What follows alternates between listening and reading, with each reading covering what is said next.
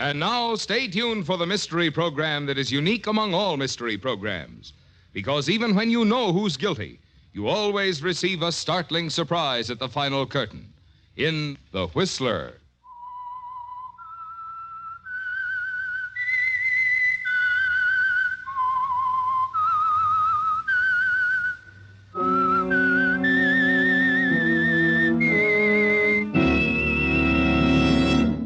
I am the Whistler, and I know many things, for I walk by night. I know many strange tales hidden in the hearts of men and women who have stepped into the shadows. Yes, I know the nameless terrors of which they dare not speak.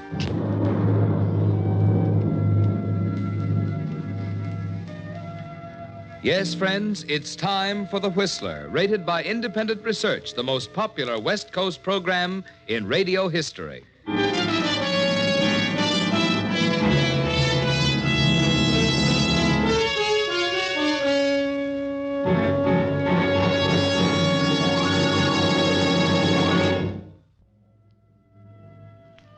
And now, The Whistler's strange story.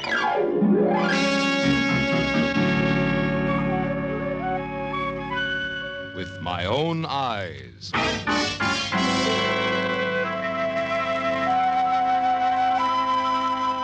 Although it was past 4, the Florida sun was hot and blinding. And Christine wished for the 20th time she hadn't left her dark glasses back at the hotel. She wished, too, that she weren't so tired of walking, that the New York doctor who had prescribed a rest for her had had sense enough not to recommend Florida at the height of the winter season. And she wished fervently that somewhere in Crescent Bay she'd find a place to live at something less than $20 a day. It was despondency more than anything else that made her stop before the big house with a tall white wall around it, look down the walk to the door, and decide to give it a try. It was a big house. There must be extra rooms, and they couldn't do more than say no. Yes? Well, I'm sorry to bother you, but I was hoping you could help me. You see, my doctor has ordered me here for my health. I arrived day before yesterday, Come in, and please. What did you say? Come in. Oh, thank you. This way. My name's Christine McKay. I'm staying at the hotel now, but I really can't afford to stay there any longer, and Oh, sorry. I didn't see that chair. It's so bright outside, and it's so dark in here. Oh, never mind that. Come over here and sit down. Thank you. Now, have you decided where you want to stay? Decided? Well, this is an older house, but I think you'll be comfortable. I could let you have that room at the top of the stairs. It has its own private bath. You mean that And there's an acre or so of garden inside the wall and a summer house. I'm sure you'd be happy here. Wait a minute. You mean I can have the room? Well, I want you to take it. I'm a little lonely here, and, well, I'd like to have someone around. What about the rent? Well, would $10 be too much? $10 a week? Well, let's make it $7.50. Is that all right? It's wonderful. You'll take the room, then? Of course. You don't know what this means to me, Mrs. Drake. Drake. Mrs. Henry Drake. Here.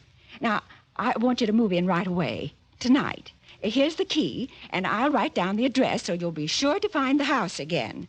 Now, let's see. Oh, here's a piece of paper. 1220 Biscayne Road. There you are. Thank you, Mrs. Drake. Thank you so much. Now, you run along and get your things. When can you come back? Well, I've an awful lot to do in town. I may be late. Well, you can let yourself in with your key and go right up to your room on the left at the head of the stairs. But you will be here tonight. Of course, Mrs. Drake. I'll be here tonight.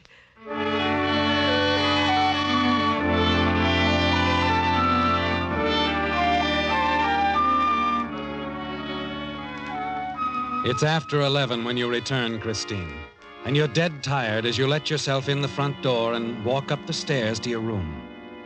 You're glad the family, if there is one, is asleep, that there'll be no introductions and polite conversation to keep you from bed. And it's a lovely bed, a lovely room, much nicer than anything you'd expected. As you undress, you make a mental note to remember Mrs. Drake in your prayers tomorrow night. when you're not so tired. And 10 minutes later, you're asleep.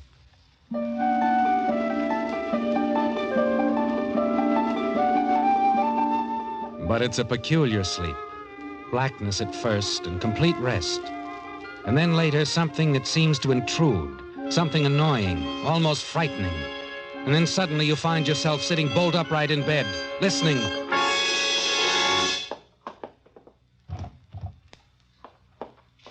For some reason, you're trembling as you get out of bed. Walk to the door and open it a crack. A man passes the door of your room, close enough for you to see what he's carrying. It's the body of Mrs. Drake, with the scarf she was wearing this afternoon, tightly knotted around her neck. You know now what she meant, don't you, Christine? When she told you she'd feel better with someone else in the house. She was afraid this man was going to kill her. You can hear his footsteps on the boardwalk outside, in the garden. And rather than take a chance on facing him somewhere down there in the darkness, you decide to lock yourself in your room and wait until morning. You turn the key in the lock, and a few minutes later you hear his steps on the boardwalk again, coming back to the house.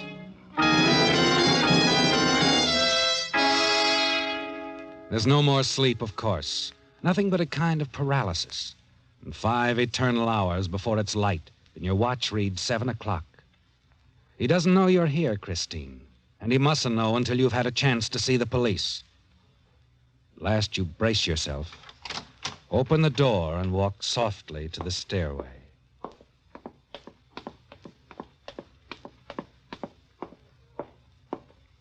I beg your pardon. Did I frighten you? Well, I'm sorry, but you see, you frightened me, too. I didn't know I had a visitor. Well, I thought I could leave without disturbing you and Mrs. Drake. I planned to take a morning walk down to the beach. Did you say Mrs. Drake? Why, yes. Didn't she tell you? Tell me what? She rented me the room at the head of the stairs yesterday afternoon. No, she didn't tell me that. When did you come here? Last night. I was a little late and... What time? Well, I don't know. Tell me, what time? I think about 11. Oh, I see. If you don't mind, Wait a minute. Why did you come to this house? Well, I came to Florida for my health. Health? What's wrong with you? Nerves mostly. I need a rest. Oh, nerves. Did you sleep well last night? Fairly well. Oh, good. There's nothing like sleep for a case of nerves. Now, if you don't mind... No, don't go. Let me fix you some breakfast. What about it? I think I'd better go. Ridiculous going off without breakfast. Just a cup of coffee. Please. I won't take no for an answer. I insist. Why are you looking at me like that? You don't intend to let me go, do you? Huh? Oh, don't be silly now. There's no point in bluffing any longer. Why don't you have Mrs. Drake fix us some breakfast? Yes, I suppose I shouldn't bluff any longer. You're in a pretty bad way, young lady. You see, that's why I asked you about your illness. Nerves do funny things. What do you mean? My wife isn't here. She's been in Fort Lauderdale for a week. I'm at a loss as to how you got in and where you got the amazing idea that she rented a room to you. I saw you last night, walking down the hall, carrying her body in your arms with a scarf. Well, you do need a rest, don't you? A nightmare like that is... Tell me it was a nightmare. I saw it with my own eyes. My dear, easy now. You let me go. Of course I'll let you go. As a matter of fact, I want you to go. You mean that... Well, how do you think it looks for a man to have a pretty girl in the house with his wife out of town? I've got a reputation, you know. Now, you run upstairs and get your things. And if you insist on leaving without breakfast, I'm afraid I can't drive you to where you're going. You'll have to call a taxi. And, a word of advice, my dear. Take care of yourself. Will you? You do need a rest.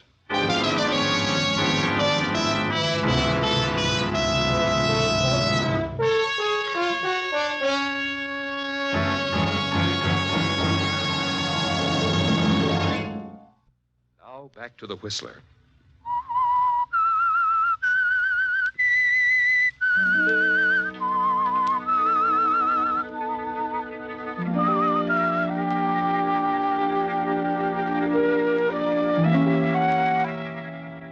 Yes, Chris, you saw it with your own eyes. And this man, this murderer, has the colossal effrontery to tell you that you were dreaming. He escorts you down to the taxi, smiles at you patronizingly as he helps the driver with your luggage. And then he waves to you as you drive off. Driver, Yes, ma'am? forget the hotel. I want you to take me to police headquarters.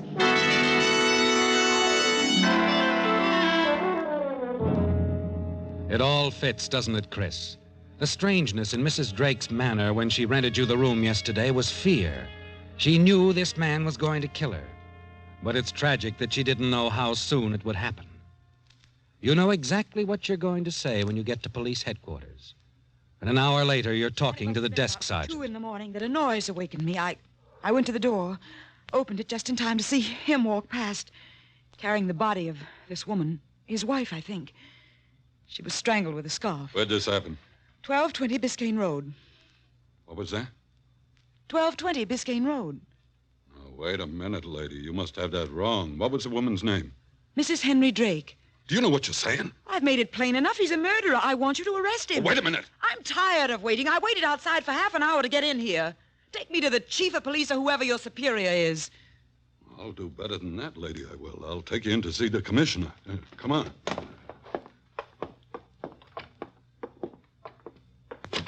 Here we are. Go ahead. Morning, Commissioner. Good morning, Joe. Now, what's the matter, young lady? Still troubled with nerves? There's no point in my staying here, Sergeant. Oh, not at all. Close the door, Joe. Yes, sir. My name is Henry Drake, young lady. I'm police commissioner here in Crescent Bay. Commissioner, she was telling me some yarn about... Yes, I know, Joe. She told it to me about an hour ago. It wasn't a yarn. It was the truth, and you know it.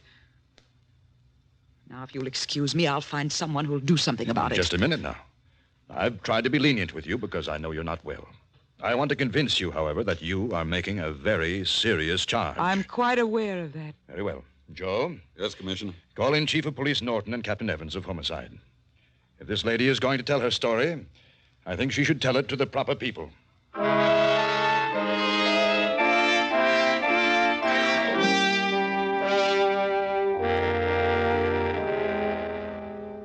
And that's all you have to say, Miss McKay. That's all. I know you can understand my embarrassment, gentlemen. Where she got that key to my house is a puzzle, of course. I think, though, that the fact that she admits that she came here for her health, her nerves, might account for her strange dream and the imaginary woman who rented her the room. I tell you, I saw it with my own eyes. Just a minute. Commissioner, Yes, Chief? where is your wife? In Fort Lauderdale, of course. You know I sent her there a week ago. But that's impossible. I talked to her yesterday. He's lying, I tell you, if you'll only check. What about that, Commissioner? It's all right with me. Send a wire, please, to the manager of the Kenworth Arms Hotel in Fort Lauderdale. Advise return wire whether a Mrs. Henry Drake is a registered guest as of today, and if she is there now. Just a moment. Will that be satisfactory, Miss McCain? I think so. All right. Send it out, Miss Dixon. We'll wait here for an answer.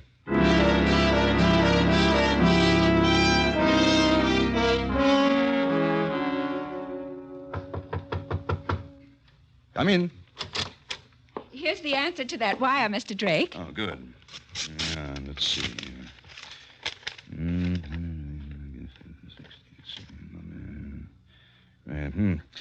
Here you are, Miss McKay. Suppose you read it. Mrs. Henry Drake has been our guest since the 16th. Sitting in lobby at this moment. Graves. Well? I guess that ought to settle that. Doesn't settle anything. It only means some woman is staying at that hotel posing as Mrs. Drake. What now, Chief? She's pretty persistent. How far is Fort Lauderdale? Couple of hours. Do you know Mrs. Drake? Have you met her? Of course I know her. Well, let's go down there right now.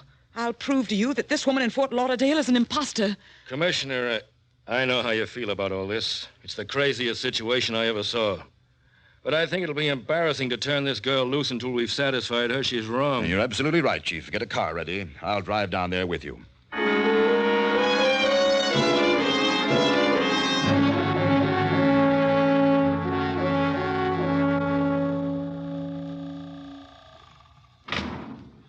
third floor. She's in 314 down to your right. Thank you.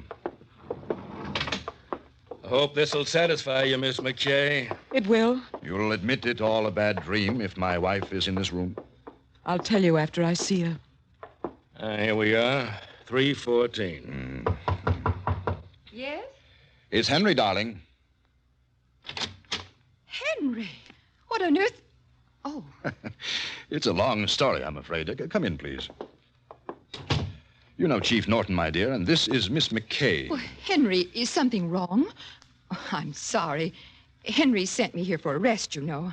I'm afraid I'm not being very hospitable. We don't want to upset you, darling, but Miss McKay seems to have two very persistent ideas. One, that you rented the room at the top of the stairs to her yesterday afternoon, and two, that I strangled you with a silk scarf at 2 o'clock this morning. Oh, no. Why, Henry, I don't understand. Don't look at me, my dear. I don't understand it either. We're sorry to bother you, Mrs. Drake. We felt we had to clear it up in the lady's mind before we turned her loose. Of course. Yes, of course. Well, young lady, I don't quite know what to say to you. As you can see, I am alive. She's a very unusual girl. She's got a will of iron. I was bowled over this morning to find her in the downstairs hallway about to leave. She'd got a key from Lord knows where and had blithely spent the night in our guest room. Turned up at headquarters this morning with the story. Are you satisfied now, young lady? This is his wife? Yes, this is Mrs. Drake. Is she the one you think rented you the room? I don't know. It was so dark, I couldn't see her face very well. Oh, it was too dark, huh? 4 in the afternoon, and too dark. You were here yesterday afternoon, weren't you, Agnes? Of course I was. I was playing bridge. Please. Well, I think I've had enough. Come on, Chief. Let's go back to the office. No, Henry. Wait a minute. I'm trying to think. You don't really know this girl, Henry? Agnes, of course I don't know her. I see. I wonder, perhaps this could be the election. Isn't it coming up next month? Yes, but what's that got to do with it? Well, couldn't it be that she's part of some sort of plot to discredit you, make you lose that election? Oh, listen, Mrs. Drake, believe me, please. I believe that's what you're up to, young lady. This whole fantastic story is a plot against my husband. Henry, I'm coming back to Crescent Bay. I'm not going to leave you alone up there another minute. Oh, no. See here, Agnes, that won't be necessary. But I want to, Henry. I want to come back. I want to help you. But your rest, Agnes. We decided you'd stay here at least from the 16th to the 28th. Your rest is important, remember? I know, Please. dear, but... Please, all of you, I'll forget about it. I'll admit I'm wrong. Just, please, take me back to the hotel.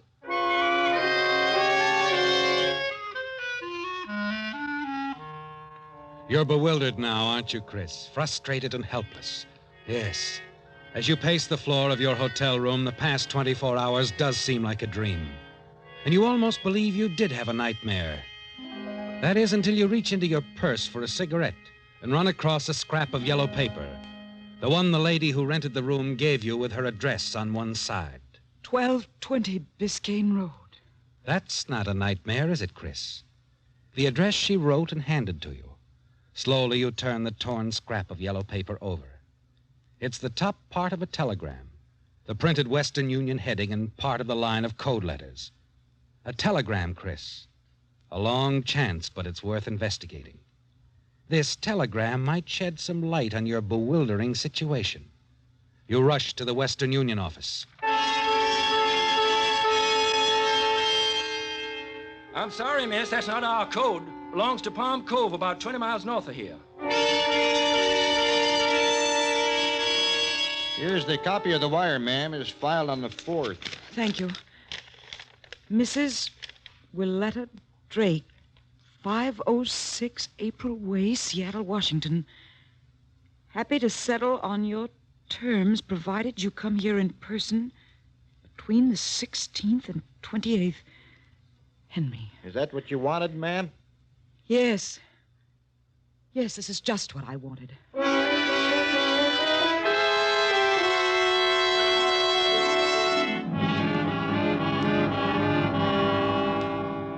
Now, wait a minute, Miss McKay. Listen to me, will you, Sergeant? I've got to see the chief. They told me he was down here working You tonight. can't see him. That's all there is to it. I've got proof, this telegram. Sure. You had proof this morning, too, you did. Now, run along and be a good girl. I've been on duty 12 hours straight now, and I'm in no mood to play games But again. if you just let me see Chief Norton for a minute. Did you hear what I said? The answer is no.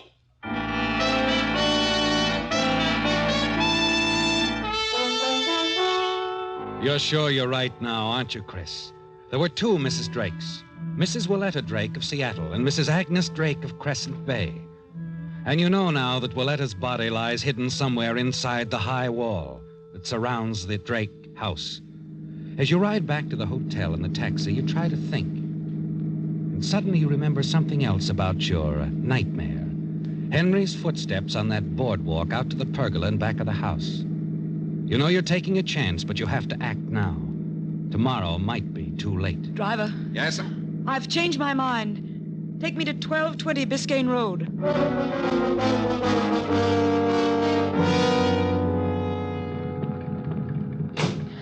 Will you wait, please? Right. I don't think I'll be long, but be sure to wait, please.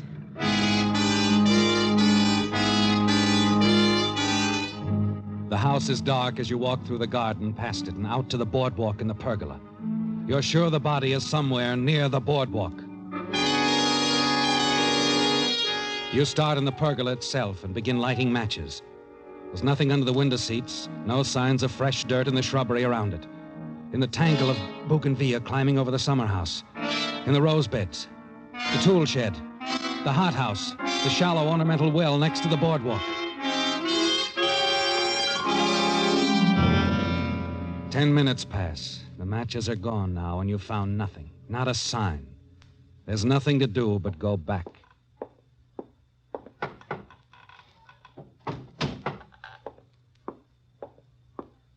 I'm sorry you did that, Miss McKay.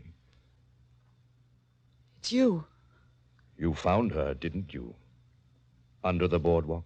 Under the boardwalk. Oh, it's too bad. Yes. Yes, it's too bad. Her name was Willetta, wasn't it? She was your first wife. She was my present wife, too. You see, I found myself in a very difficult position.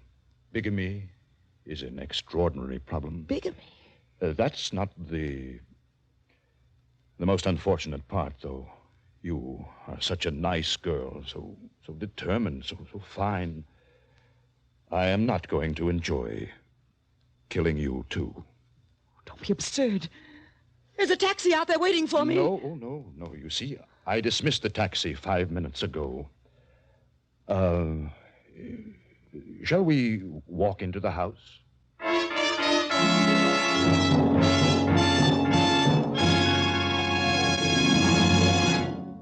The Whistler will return in just a moment with the strange ending to tonight's story. And now back to the Whistler.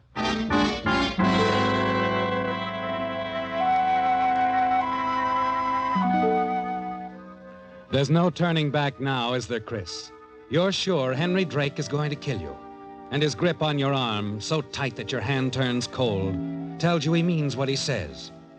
Before you can even think to cry out, the heavy door is closed behind you.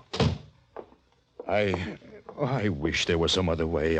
I knew I'd have to kill you sooner or later when you told me you'd been in the house all night. Please listen to me. I knew then that you had seen it. You couldn't help seeing it. There was a struggle, and Willetta cried out. Oh, I'd hoped I could bluff you out of it down at headquarters. Not for my sake, believe me. It was for yours. I didn't want to kill you, too. But now I have to. Let go of me. You'll never cover it up this way. Please don't. I thought so. I thought I'd find you two together. Agnes, you shouldn't have come. I told you not to. I know, Henry.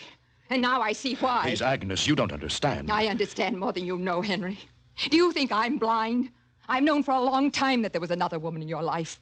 When you insisted that I go to Fort Lauderdale for a while, I knew why you wanted me out of the way. So that you and this woman... Oh, no, Mrs. Drake, you're wrong. I don't want to hear anything you have to say. Agnes, you're so very wrong. You're upset. You don't know Yes, what you're saying. Henry, I am upset. But I'm not wrong. I know what I'm doing. No, Agnes, no, not a gun. You've humiliated me long enough, Henry. I didn't want to embarrass either of us before Chief Norton. That story, that trumped-up, thinly veiled story the two of you brought with you to Fort Lauderdale. What a fool you must think I am. Please, Mrs. Drake, if you'll only listen to Get me. her out. Get her out right now, Henry, or I'll kill you. Agnes. I mean it. I won't stand for any of this any longer. Tell her to leave here, to leave Crescent Bay. You heard her, Miss McKay. I don't know what to do. Get out, I tell you. Or I will. I'll shoot him. You'd better do as she says. If I go, Mr. Drake, you realize where I'm going? What I'm going to do, don't you?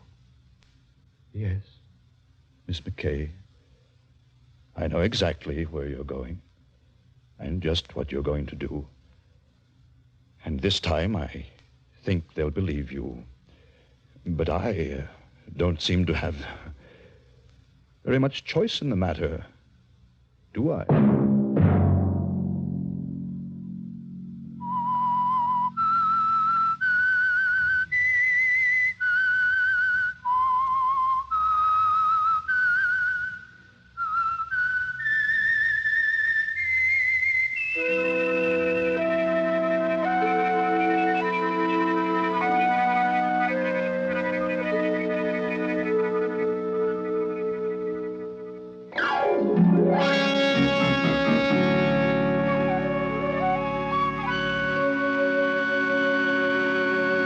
All music for The Whistler, composed and conducted by Wilbur Hatch, and is the property of Herman Music Incorporated, ASCAP, Hollywood, California. Broadcast rights granted solely to Audio Arts Productions, La Mirada, California.